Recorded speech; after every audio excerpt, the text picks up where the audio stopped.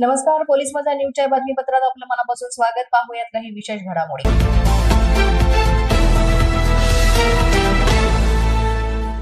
मुंबई नागपूर समृद्धी महामार्ग आणि दिल्ली मुंबई महामार्ग या प्रकल्पांची प्रगती सुरू आहे. मुंबई नागपूर समृद्धी महामार्ग आणि दिल्ली मुंबई महामार्ग हे महाराष्ट्रातील दोन महत्त्वाचे प्रकल्प असून दोन्ही प्रकल्पांची कामं ही मोठ्या गतीनं सुरू आहेत.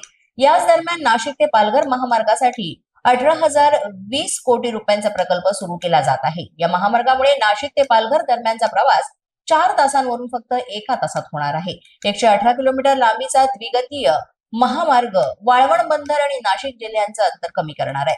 समृद्धी महामार्ग मुंबई ते नागपूर जोडणारा 700 किलोमीटर लांबीचा राज्यातील सर्वात मोठा महामार्ग आहे, जो 10 जिल्ह्यांना जोडतो. दिल्ली मुंबई महामार्गामुळे 24 तासांचा प्रवास 12 तासात पूर्ण होणार आहे.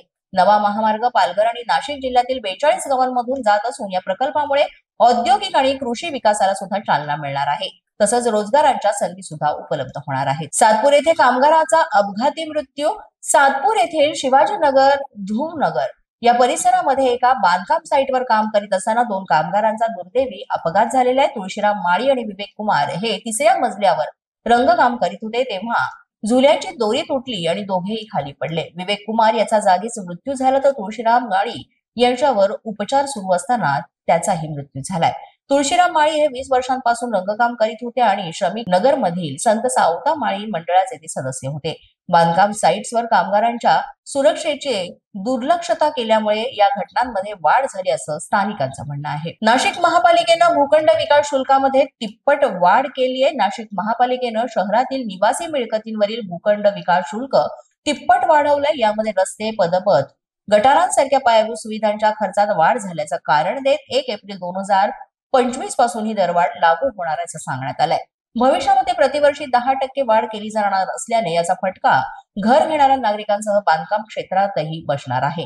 गेल्या 13 वर्षात या शुल्कात कोणतीही वाढ केली गेली नव्हती. मात्र या निर्णयामुळे घरांच्या किमतीत वाढ होण्याची शक्यता झालेली आहे आणि क्रेडाईनं महापालिकेच्या आयुक्तांशी याबाबत चर्चा करण्याची योजना केली आहे. पोलीस माझा न्यूजच्या बातमीपत्रात वेळ झाली एका छोट्याशा विश्रांतीची. पाहत रहा पोलीस माझा न्यूज. या बातमीपत्राचे प्रायोजक आहेत pro rich look skin and hair studio. तुमचं जीवन काही ठिकाणी अडलंय का? प्रेम समस्या, नोकरीतील अडचणी, व्यवसायात येणारे अडथळे किंवा नाते संबंधातील ताण, मग या सर्व समस्यांवर एकच उपाय, श्री साई स्वामी ज्योतिष आध्यात्मिक केंद्र. आपल्या समस्यांवर उपाय सांगणारे आणि ज्योतिष शास्त्राचे PhD तज्ञ, लाल खिताब पुरस्कार प्राप्त श्री गोरखनाथ शास्त्रीजी आपल्या अनुभवावर आधारित मार्गदर्शन करणार. एकूण 7,000 संतुष्ट ग्राहकांची विश्वासार्हता आणि हे सर्व तुम्हाला मिळणार केवळ एका फोन कॉलवर. 18 मिनिटांमध्ये व्हिडिओ कॉलवर अनुभवा आणि आपल्या समस्या सोडवा. तुमचं जीवन बदलण्यासाठी केवळ एक फोन कॉल पुरेसा आहे. तेव्हा आजच श्री साई स्वामी ज्योतिष आध्यात्मिक केंद्राशी संपर्क साधा. तुमच्या समाधानाचा एकमेव मार्ग. तेव्हा आजच संपर्क साधा. ज्योतिषाचार्य पंडित गोरखनाथजी शास्त्री PhD तज्ञ यांना 7420843709 या क्रमांकावर. विश्रांतीनंतर पुन्हा एकदा पोलीस माझा न्यूजच्या बातमीपत्रात आपलं मनापासून स्वागत.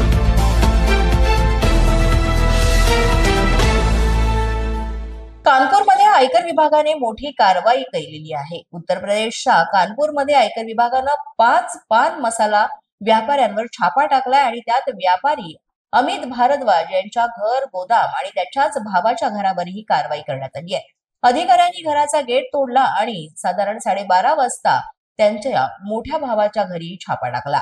व्यावसायिकावर तक्रार मिळाल्यानंतर एकाच वाहनाच्या बिलाचा वापर करून अनेक वाहनांचे सामान पाठवले जात होते. अधिकाऱ्यांनी कर चोरी केल्या प्रकरणाची माहिती गोळा केली आणि संपूर्ण कारवाई दरम्यान व्यापाऱ्यांची प्रकृती बिघडली आणि शहरात गोंधळ उडाला.